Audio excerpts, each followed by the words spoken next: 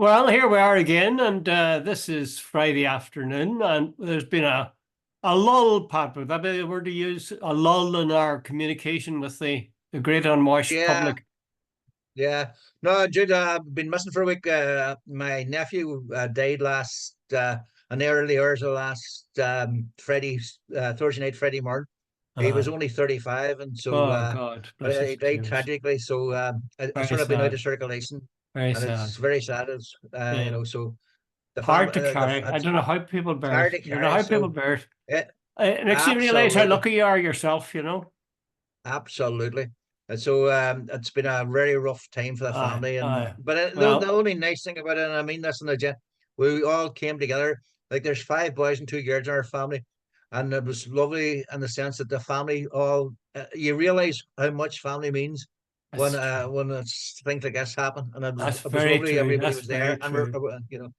So Blood anyway, is Jude, thick. Blood is thicker than that's blood water. is thicker than Blood is water, thicker than water.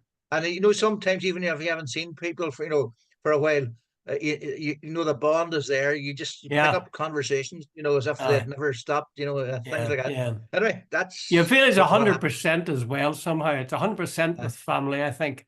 exactly. Whereas other You people don't have are to watch your back, or you don't have to sort of no. watch what you're saying. Yeah. Yeah. Okay, God be good to the poor shot fella. Right. Let's look at the topic of the day and the topic of the week has been Leo Varadkar. I guess you saw that coming for the last week or two, Pat, did you? Did not, not in the least. But the only thing, Jude, I did actually say in my column last week in the Daily Mirror that after the loss in the referendum, Jude, they got a terrible nose bash to the face politically. Particularly, see, the referendums were basically Leo's babies, and Hmm. the funny thing was he didn't go out and sort of promote them that much or campaign that much, Yeah. but he insisted on them. Hmm. And by the way, the other thing is they ignored the what do you call it, the People's Forum, or the Citizens Forum, Yeah. and they went out, and it seems like he lost his touch. No, he's this great sort of communicator who cannot Uh, communicate. it's yeah. It's a strange thing. But I think he is a consolation. I grant you that was a slap in the face for the government, the Dublin government. But the fact of the matter is, all of the opposition, virtually, including Sinn Féin, were right with them. So Yeah, if they suffered, so did the other lot. yeah. I just digress on it. Sinn Féin should, in fact, I'm have to put this on the record. There's something about the Sinn Féin lack of generosity and lack of courtesy about Leo's resignation. There's something about it rankles with me a wee bit. There's a sort of on the dial on what was Wednesday. This is Friday. Uh, I thought at the very least they could have said, "Look, on the day that's in it, a man's resigning." He was quite emotional about it. They could have at least been sort of, what would you say, magnanimous. Mm. Let him and sort of pay tribute to him for what he's done. And they could easily have said, "Look, we don't agree with you, Mm. and we have, but on the day that's in it, Mm. may God Mm. go with you," type thing. Yeah, So yeah. there was a sort of a nastiness in it I would that I didn't say like. I agree with you there, Pat. I thought there was a hard-faced quality to the reaction to Leo's departure. But let's talk about that for a minute now. He said he left. Well, he didn't say he left. He said he left for personal and political reasons. But the commentators immediately have seized on the idea of the tank was empty. That he'd Yeah, given all he could give. I didn't get that sense of him ever. I uh, look at Leo now even, and I don't see a man with a tank that's empty. In fact, if you put him beside the guy who's going to be a successor, and you asked which of these two men's tank is empty, you would say it was Harris rather than Leo.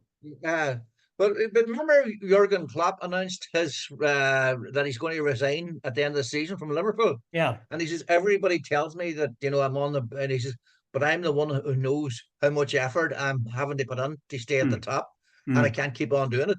mm. You can see how much energy, like it's high intensity.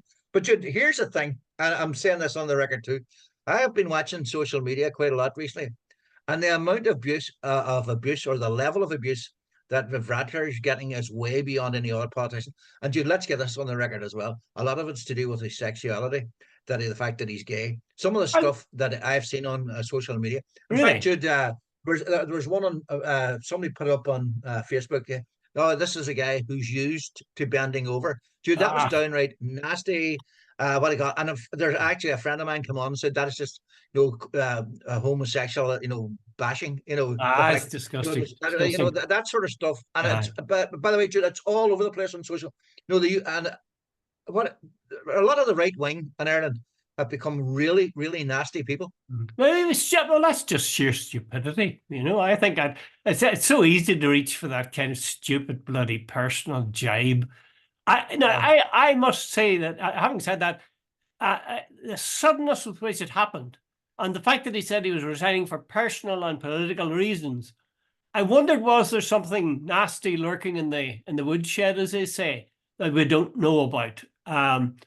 Is that conceivable, or is it? Well, he was asked. He's out at the what do you call it, EU summit, and he was asked apparently last night, and he says, "Look," he says, "I've heard all this sort of that there's some." Well, he says, "Right now, I can tell you there's no scandal.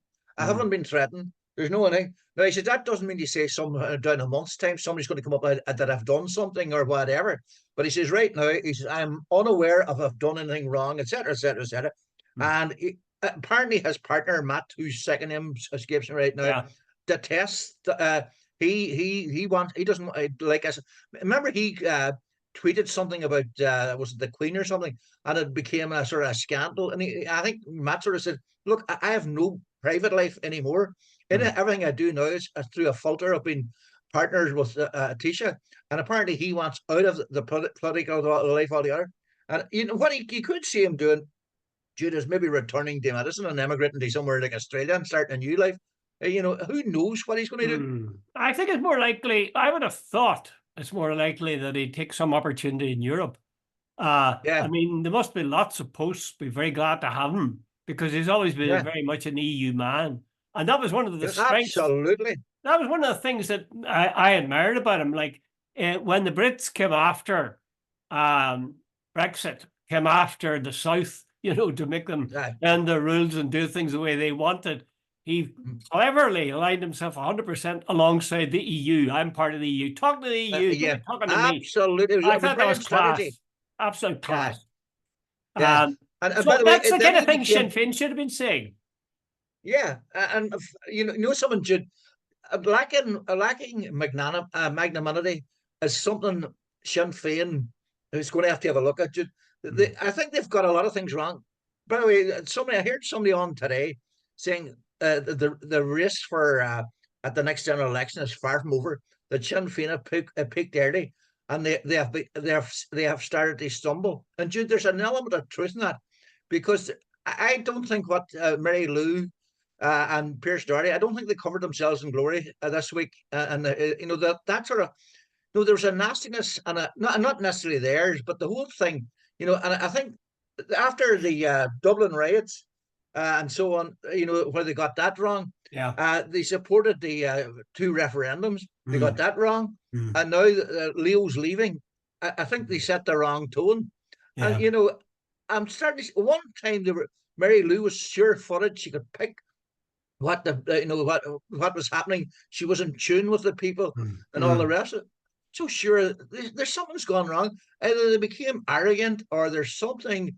I just don't get Well, it now, Jude. There's mm. something that it's almost. I get the feeling. Wait a minute, you're not in tune with what's going on. Well, I remember the time after the election when they were riding so high in the polls that were issued shortly after the election, and they'd done so well in the election. And I remember saying to you, actually, Pat, saying, you've got to keep our eye on events, dear boy, events Ah, between now and the next election. And I think there's something of that in it. But on the other hand, I don't want to talk them down, because I think they're, as far as I'm no. concerned, No, but Jude, what I think what they need to do is wind their neck down and have a wee bit of well, review about how they should react to yes, certain yes, things. I agree with Yeah, you. I agree there. I think there's a hard facedness, sort yeah, of granite faced in the face of the good things that Leo did. I think Leo did two good things. Well, it was around when they happened. One was he aligned himself to the EU and there's no hard border was going to occur in Ireland under his watch. And I thought that was admirable. Second thing I would pat him on the back for is, my God, is the South's finances in good shape, or are they not? Here, listen to this. Absolutely. Listen to this. They had a budget surplus in 2023 of 8.8 billion. And in 2024, they had a budget surplus of 8.4 billion. And they're expecting that in 2025, they'll have a budget surplus of 14.2 billion.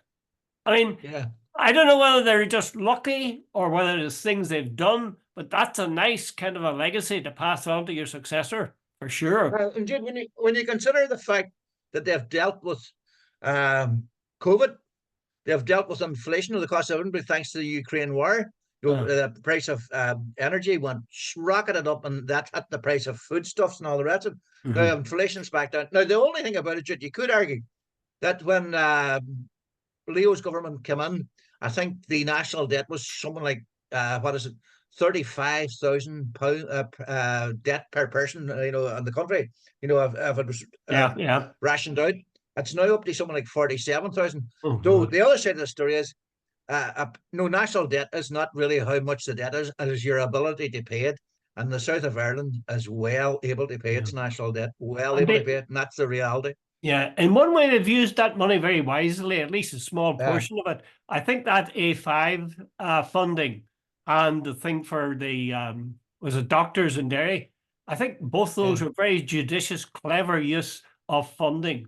And it was essentially saying to unionism, like, we're absolutely prepared to put our money where our mouth is, and we're in favor of helping all the people in the north as far as we can.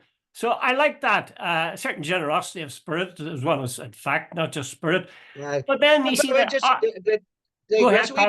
Wasn't there an announcement today? And I didn't catch it because I've been in and out a lot today.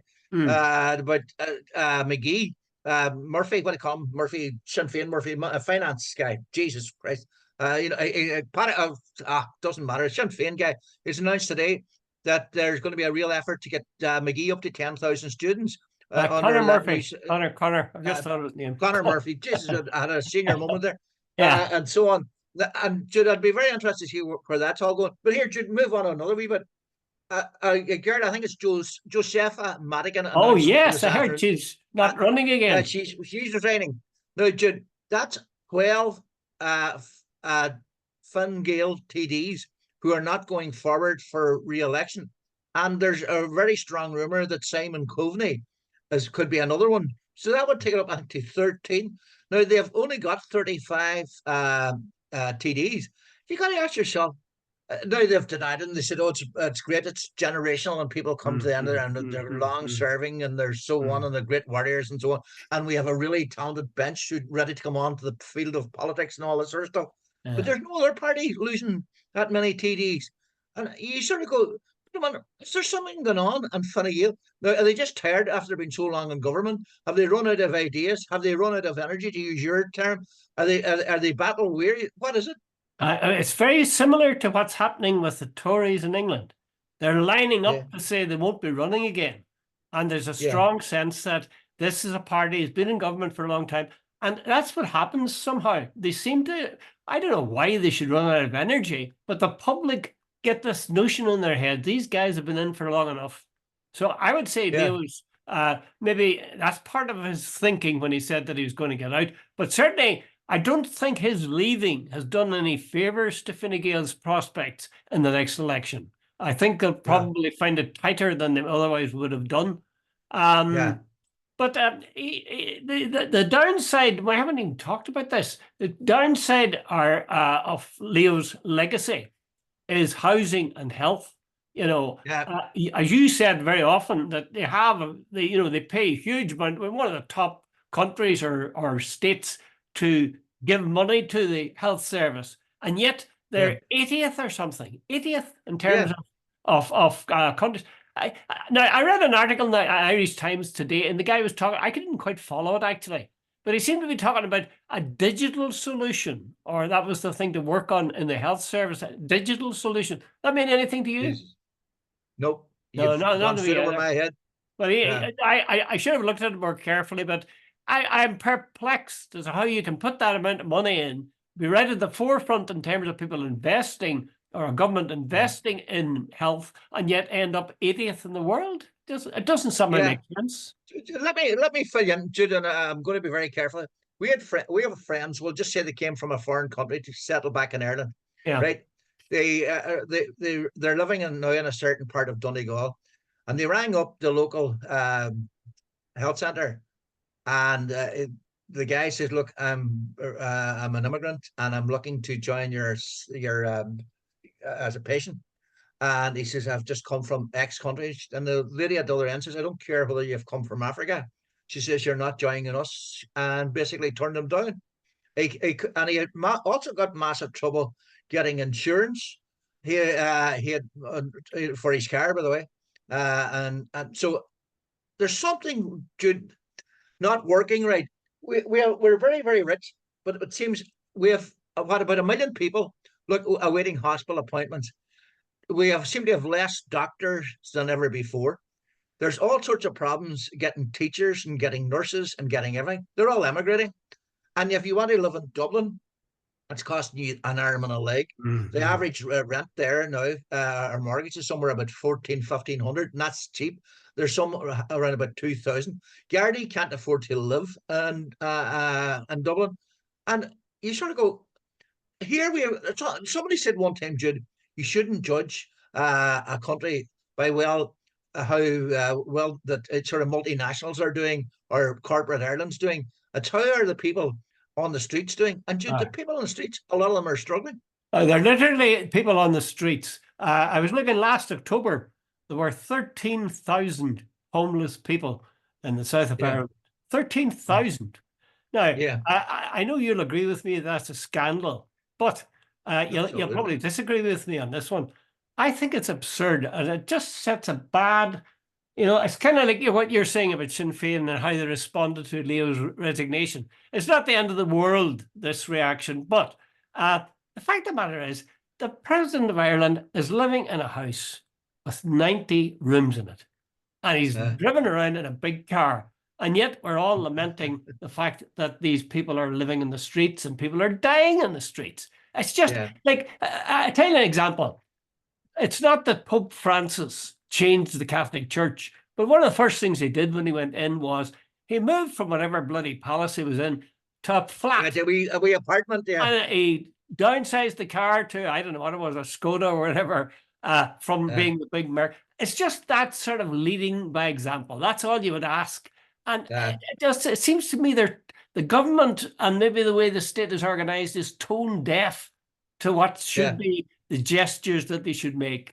And I yeah, think that's a terrible pity. I don't know what the answer is to yeah. these people who are homeless. And You see, I, Jude, Ireland, there's two Irelands. I have been saying this and I bore myself when I said, but if you're well off, Ireland's a lovely place. hmm, You can have if your health insurance, you can be seen by a surgeon or a consultant or a doctor right away. yeah. You can have a go on your foreign holidays. You can change your car every year or whatever you want to do, and so on. And that Ireland, where people are in full employment and well paid, great. See if you then the other 50% or maybe even more, where your kids are, you're looking at, when my kid wants go to university, it's going to cost me maybe 20,000 a year. Where am I going to get 20,000 from? Maybe some of them are negative equity in their homes because of a whole lot of things. There's all this sort of mega scandal. The education system and the health system are definitely failing many, many people. And you sort of go, wait a minute, what's it like being at the bottom end of the pool? Right, if you go down to some, right, I'll even name it. If you want to go get a Costa coffee and somewhere like Letterkenny, go and ask yourself, about €4, for a cup of coffee. Ridiculous. If you're on the dole, it's not exactly, and you Yeah, have three or yeah. four kids. Mm, Try mm, living mm, on mm. 200 and well. By the way, the dole in the Republic's far superior to the dole in the North, but still, That's right. the Well, that's cost what of I living in was the South is thinking. far Well, superior than the North. I was thinking You know, that, in ways you guys have it not so bad, but it's still bad. It's just that yeah. you're badder than, or You keep rather, the hearing North there's no badder. poverty in the south of Ireland. It's Yeah. bollocks. Well, listen, look back. That's the situation you're left with when Leo leaves. You've got bulging coffers. You have the Brits have been told, we're part of Europe and just forget it. And, I salute Leo for that. But on the other hand, you have the homelessness and you have the state of the health system. So what do we Yeah. say? Do you look back when Leo now is off? Will you miss him? Will you miss him? I'll tell you I the think truth, but I would miss him. I think I'll miss him. I think Leo all in all has done a good job. Now, I would consider him economically up there with Thatcher, so I Hmm. never agreed with him. But in fact, he's a rare mixture. Jude. Socially, he's very progressive. Economically, he's very right wing. For Mhm. a guy who was gay, some of it, uh, his attitude, almost stink of that old right wing, and I always find that a contradiction. It's like the Americans who are so anti-abortion but have no problem with the death penalty. Like I think I always find it a contradiction that some people who are gay and who know what discrimination is like can also then discriminate against other people. No, like Well, Jude, that old sort of right wing. I only support people who get up early in the morning. What sort of a comment was that for any Taoiseach to make? I suppose for some people that might be true. You raise a very interesting point. I think we have a tendency to say, are you left wing or are you right wing? Because if you're left wing, you're Yeah, going to be saying this and all these things. If you're right wing, you're going to be saying this and all these things. Not necessarily so. There's some things that I'd be very left wing on. And there's other aspects of what people will see as yeah, being left wing that leave me cold. For example, I would say, Pat, maybe I'm wrong on this, but I would say you and I are probably leaning to the left at least. And yeah. yet I would say you and I find a certain impatience with the political correctness that Yeah, essentially comes from the absolutely. left. Would that Yeah. be correct? Yeah, yeah. Some of that stuff, not woke stuff. Now, by the way, I define woke as this ridiculous thing that there has to be a black person and a woman and someone other to present the program. Now, not that I've any objection to any of it. In fact, they're totally entitled. But the fact that it's almost nearly de rigueur, that it has to be. You know, like if there's two black gay lesbians presenting the program and they're brilliant at it, I don't give a monkeys. Mm-hmm. But doing it just for the sake of doing it, I think is wrong. This has just popped into my mind because I'm coming from Belfast from the library. I was talking to somebody there and they were telling me that Jim Allister is complaining about, I don't know, what was it, £18,000 or something, which is only a drop in the bucket for libraries in NI, or NEI, because he claimed they were buying books about trans and how it works and so on. And this was a scandal. What do you think of that? Do you think is that Ridiculous, dude. Absolutely ridiculous. By the way, maybe we should go on it. Jim last weekend signed a memorandum of understanding with what's it, Richard Tice, the leader of Reform UK.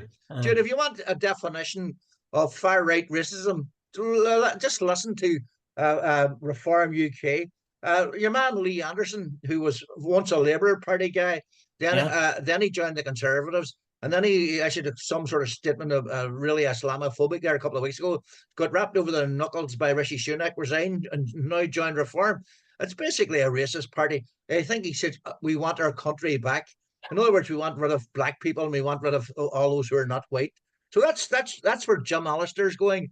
And by the way, Dr. Quans, let's move on.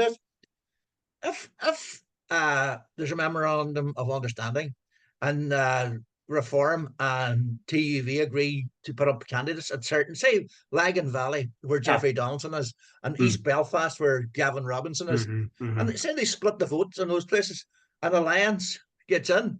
It could mean, particularly in parts of Belfast, there is not a single unionist. What do you make of that? Would Jim become a hero of unionism for ensuring there's no unionist voices? Well, I doubt it, but it's like, wasn't it the story about the young MP, Conservative MP, was being shown around the House of Commons by Churchill, and he's Yeah. standing behind. That's the enemy there. He said over his shoulder. The guy says, "Oh, that's our party." He says, "Yes, that's what I Yeah. mean." I think that's it. Over there, I think over the there, thing that over consumes there's the Jim is opposition, I and there's must. the enemies, and he says, "Surely you mean it the other way around?" Ah, He says, "No, exactly. no." Exactly. I think Jim's, there's a certain logic to what he's doing. He has, for him to have a prospect of growing ever, he must do the most damage possible to the DUP. The stronger the DUP is, the weaker Jim is. And besides Yeah, that, if you've been in a party and, you've now got views that are totally different, and the guys that were your mates at one stage, there's nothing that sort of rankles as much as your attitude to old comrades who you feel have yeah. betrayed you. I think that's what You it know, is. Jim was a one-man band, and he's now joined up with another right-wing band. Now they're on something like 12% of the vote in Britain Reform. So maybe he thinks I'm going to hang on the coattails, and this will give us some sort of relevance or whatever. Yeah. But the bottom line is, Jim, how's it all going to work out? See, he ends up uh, getting rid of Gavin Robinson and inflicting damage on Lagan Valley. I think what's really annoying, Jim, is the fact the DUP have done a U-turn and got away with it. They basically, Jude, there are border checks. Everybody Of accepts course, there of are course, border of checks in the course, sea of border. course. I think there was someone. I think Brian Finney mentioned there was 5,000 border checks last week. Right, let's move on. The other side of the story, I think about 72 or 76, and you need to look it up. There was a poll there done recently that 76% or something of unionists agree with the DUP's return to Stormont. But and 67% of those, I think, were DUP's own supporters. In other words, unionism overwhelmingly agrees with the return to Stormont. So Sir Geoffrey Donaldson has, basically got away with it. The other thing is the Irish Sea border as a concept doesn't affect everyday life No. in Larne or Ballymena or Portadown. But hey, you not being able to see your doctor, not being able to get a hospital appointment, the price of spuds down the local shop or Oh, whatever, that affects you, yeah. and that's was a yeah. And I agree Go with ahead. you, Pat, and that weighs heavily in most people's minds. But at the same time, don't forget, whenever people did a poll in the South and said, "Would you like a United Ireland or a border poll?" Oh, yeah. And then, would you be prepared to pay more taxes?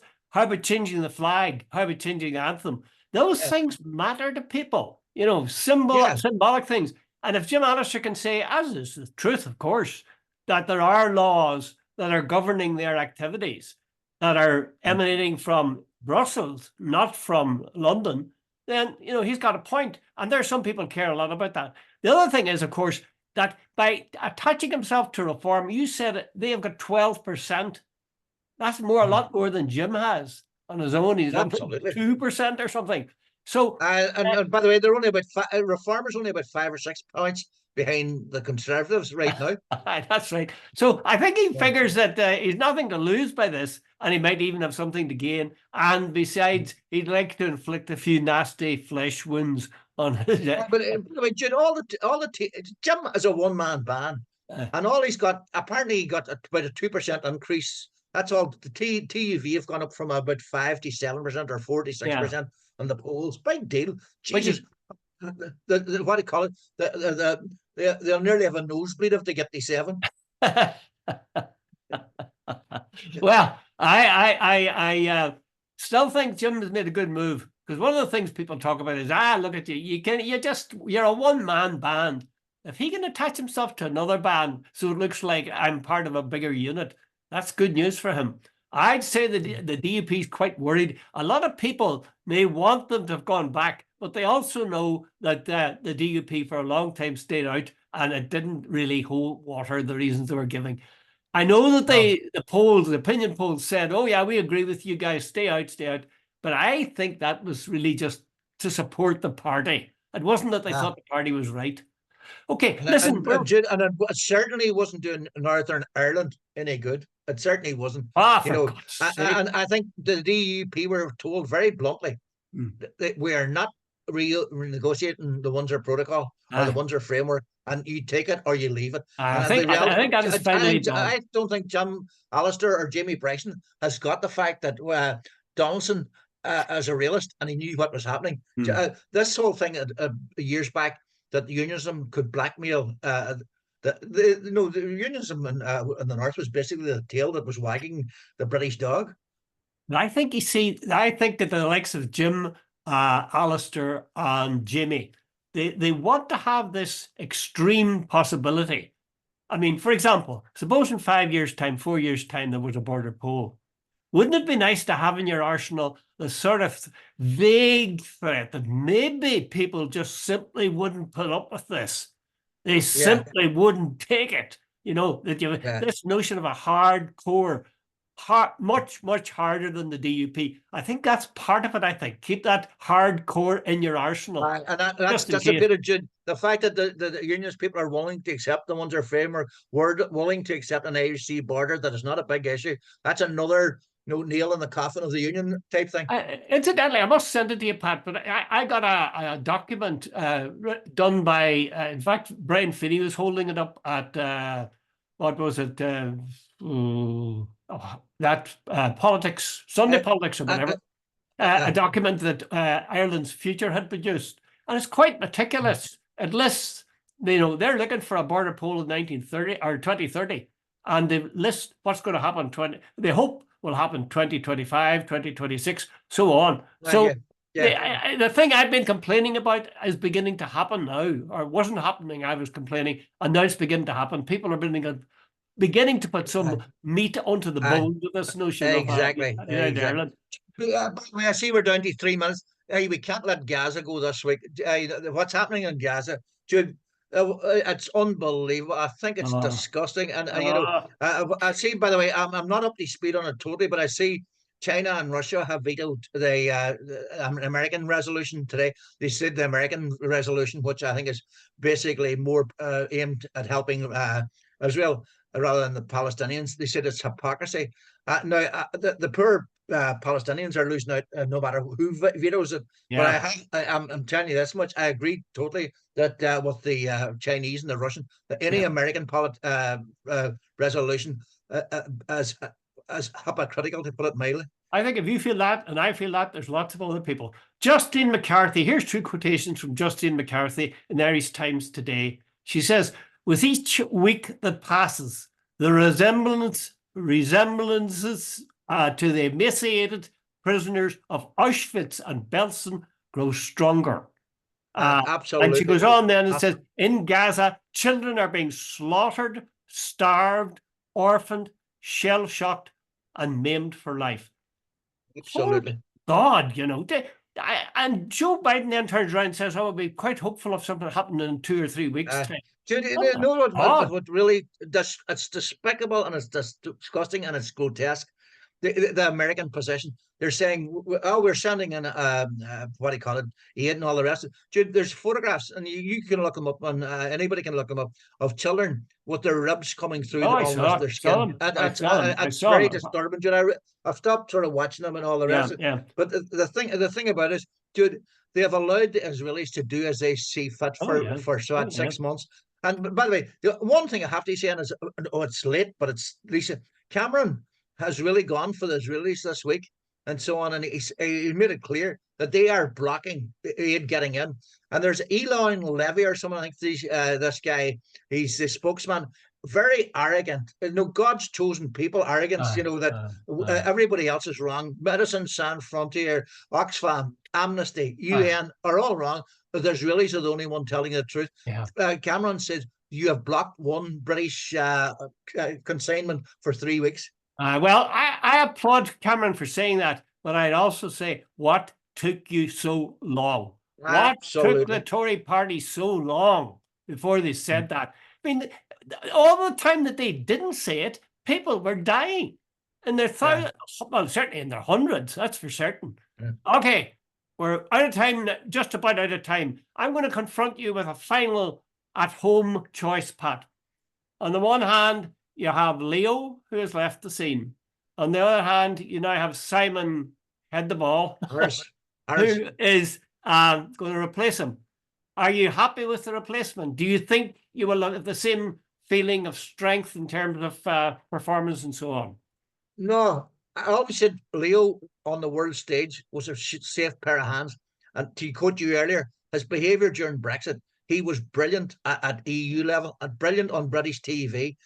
Harris, no, Harris doesn't do that for me. He doesn't have the gravitas. I don't think he's got the experience. I think he's a sort of parish pump type politician. He's not. I don't think he's great for being the local guy down at the pub type. I don't think Washington and Brussels. I don't think he's quite there yet.